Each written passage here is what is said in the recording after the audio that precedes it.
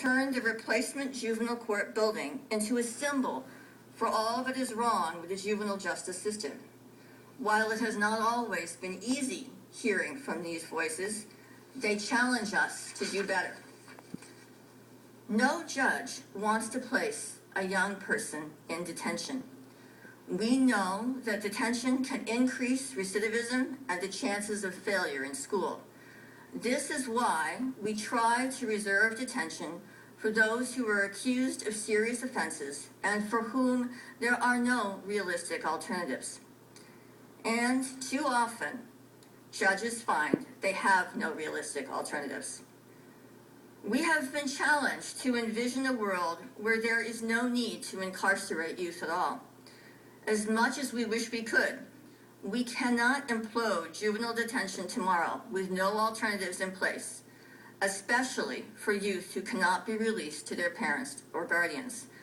Mothers, fathers, faith leaders, educators, and community workers need to suggest to us community-based and other alternatives to detention that can work and will be accepted by the people of King County. The racial disparity problem we call out today is faced by urban centers across the country. No one so far has been able to eliminate disproportionality.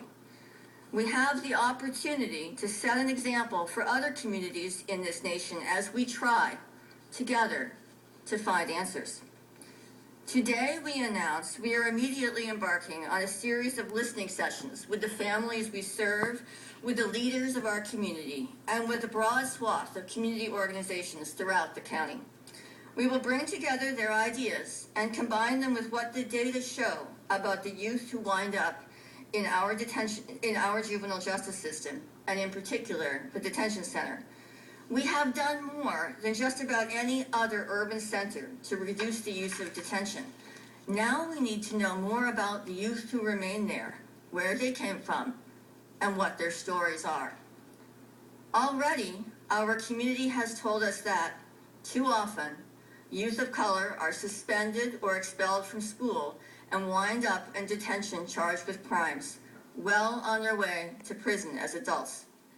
Some local school districts are starting to explore using the restorative justice model in lieu of exclusionary discipline.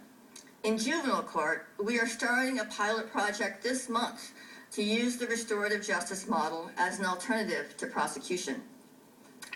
We also know that our financially strapped child welfare system may not be able to help families heal from the problems that led to a call to Child Protective Services.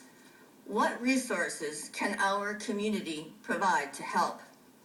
We have heard young men of color report unwarranted police attention, walking or driving while black or brown.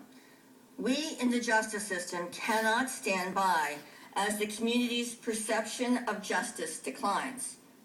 Neither should we discourage law enforcement from protecting and serving African American or Latino neighborhoods.